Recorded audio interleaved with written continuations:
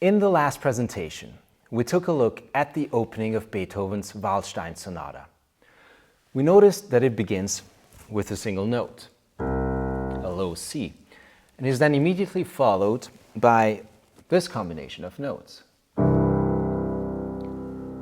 We observed that these four notes harmonize so well together because we find C, G, C, and E as natural overtones already present within the note C. In fact, this particular arrangement of notes is something that we find not just in Beethoven's sonata, but everywhere in music. This harmony of notes is the very basis on which hundreds of years of tonal music is built. It even plays a central role in atonal music, simply owing to the fact that atonal music seeks to actively avoid this particular combination of notes. The fact that overtone series has to some extent influenced the shape and the form that our music has taken seems to hint at some sort of self-evident and self-organizing tendency in music. For example, when we hear something like this,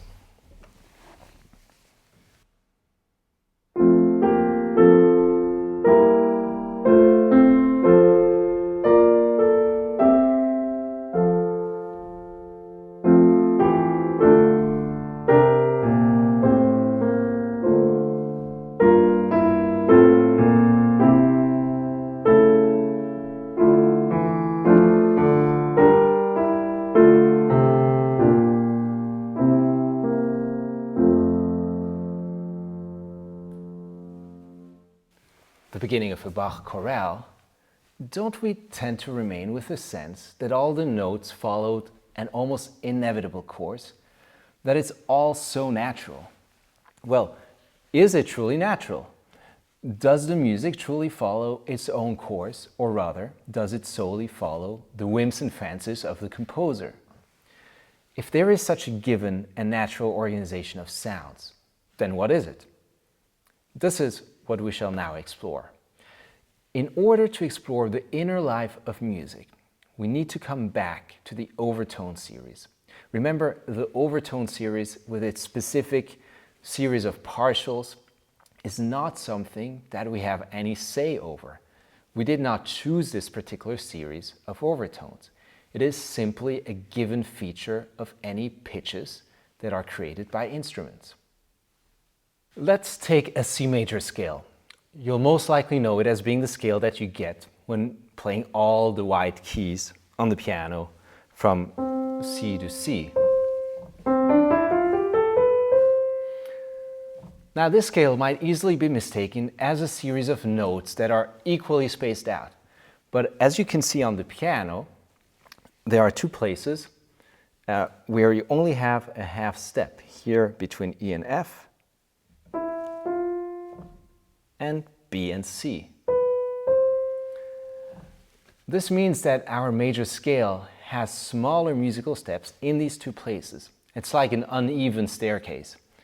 And it's always this particular recipe: two whole steps, a half step, three whole steps, and another half step sprinkled in, which creates what we call the major scale.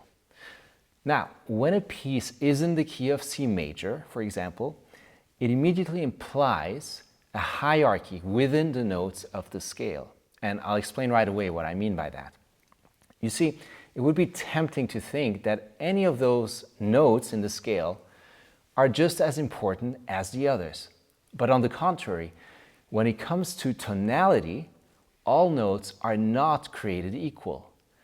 The moment we hear this scale, a pecking order is being established. In the scale of C major, the tone C feels like our musical home. We are perfectly settled here. We could just remain here forever. This is our musical couch. And you might know the technical term for this musical couch. We call it the tonic. Now, remember that when I played this note, the tonic, the strings of the piano also generate overtones. And the first and most audible ones are the partials C, G, and E. As a result of that, the notes E and G of the scale are also perceived as stable points within the scale.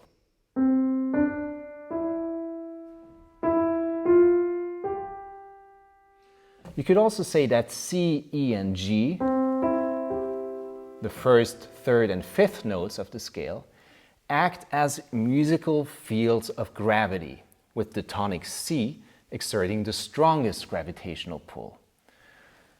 This now leaves us with the remaining notes. These are the ones that are caught in between, so to speak. Because these notes are in between what we perceive as points of stability, there is a sense of instability to them.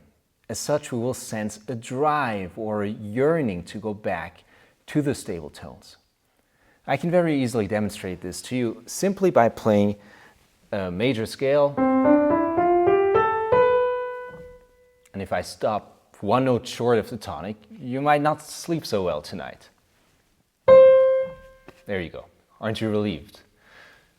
But you could immediately hear that something was unfinished, and the itch could only be relieved by providing the note, in this case the tonic C, which you're expecting to hear. The point is this basic major scale that you already know so well is bursting with a very active inner life. Consciously or unconsciously, you are responding to this inner life. It is how music imparts its story. And I think that by sharpening your awareness and your listening of this pull and drive amongst the different notes of the scale, the story of music will really come into focus. I'd like you to experience this with a few musical passages. This you'll recognize right away.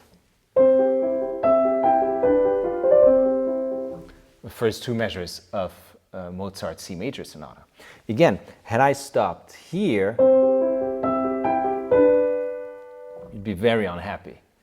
This is exactly that same note that I stopped on before when I had played the scale. It's the seventh note of the major scale. We also call it the leading tone. It's a very, very powerful note. If you look at our scale, remember we have a half step right here between B and C. C is our tonic. That means the most stable note in C major, the center of gravity, so to speak. And it's dangerously close to B, only a half step away. So close, yet musically so far away. You can see why in the context of C major, hearing the note B is uncomfortably close to C. And we do want it to flow into C at all costs.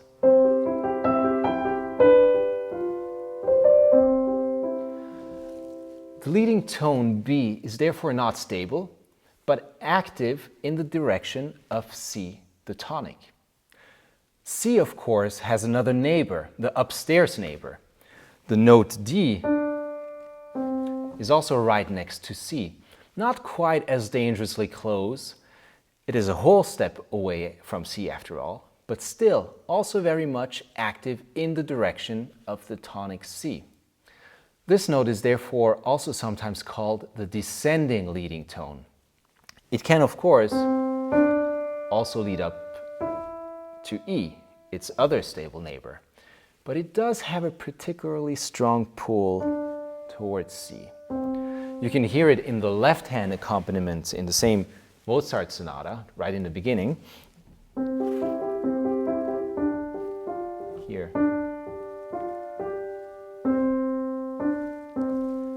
And also here in this beginning of a Haydn sonata in C major.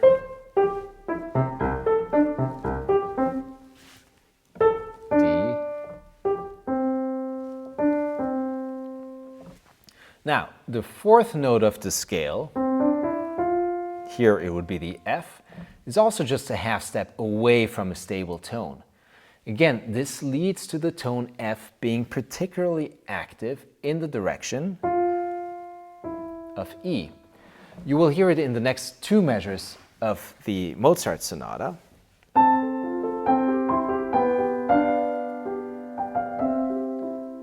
Stopping here is it's as if I stop in mid-sentence. Notice that when we reach the E, we have reached a stable tone. We can rest here, but it is still only a point of relative rest. It's not as final as when we end up on the tonic C. So it's a period in the sentence, but not the end of the story. Obviously so, since Mozart just got started, and in fact he's going to keep going for another 3 to 4 minutes before we reach a truly final ending. Now, let's complete our map. We're left with the 6th note of the scale, which in the key of C major is the tone A. This tone can move both ways. Doesn't have too much of a preference. Down to the stable tone G, or up to the leading tone, which then wants to go up to the tonic. This note also has a special role in leading us to the minor tonality, in which it itself acts as a tonic. But for now, let's stick to the major scale. So, we now completed our map to the inner life of a major scale. You can see how a major scale embodies a diverse network of possible relationships. It is one of the fascinating and mysterious powers of music that it has an ability to suggest motion and direction. When listening to music, we do not simply hear a succession of static tones. Rather, we hear one tone moving to another or being pulled towards another. We can hear a tonal drive and a motion towards a musical goal. Now, although we looked at the C major scale, the roles of the different tones within a scale remain the same for other keys as well, right? If we switched to the key of F major, for example, we want to be able to recreate the same scale. That means the same arrangement of whole steps and half steps, but starting from the note F. Now, if we were to simply write the note F on the staff and then climb up all the way up to the next F, this would create a different type of scale. It would result in playing all the wide keys of the piano from F to F. You can hear that this does not quite sound like our major scale. We still have a leading tone, that is, the 7th note of the scale, which is a half step away from the tonic, but the other half step is now not between the 3rd and the 4th note of the scale, it is now between the 4th and the 5th tones. This means that the roles of the individual tones have been shifted since the half steps are located between different neighboring tones. As you heard, this creates a different scale with a different tonality. We would call it the Lydian scale. But this is not what we want. So we need to slightly alter some of the notes so that we can restore the order and relationship between the tones that we had when we played the C major scale. So what we need to do to create F major is simply to lower the 4th tone a half step down. We use the flat symbol in notation. And on the piano you need to be playing one of the black keys. And now we have the half steps in the same spots as we have them when we play C major.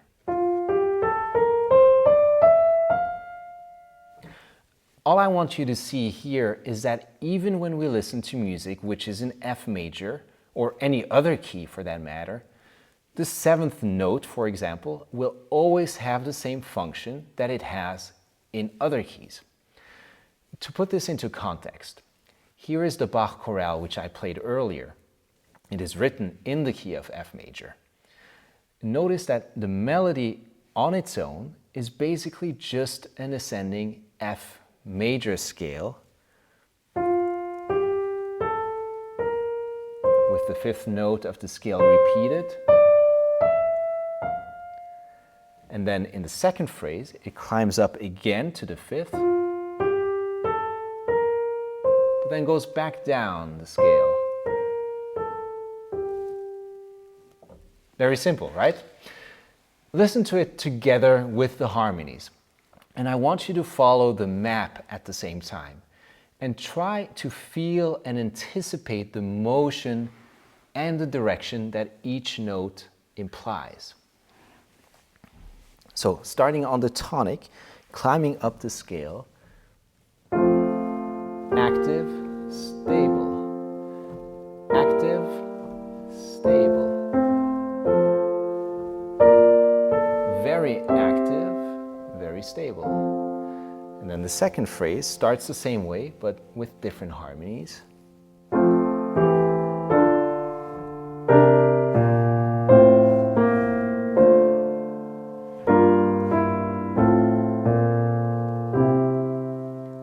And now Bach gives us a sort of musical pause here on the second note. Remember the descending leading tone. Of course, you want to hear this. Bach implies that this is what you expect to follow, but then he doesn't go there. This is where he goes.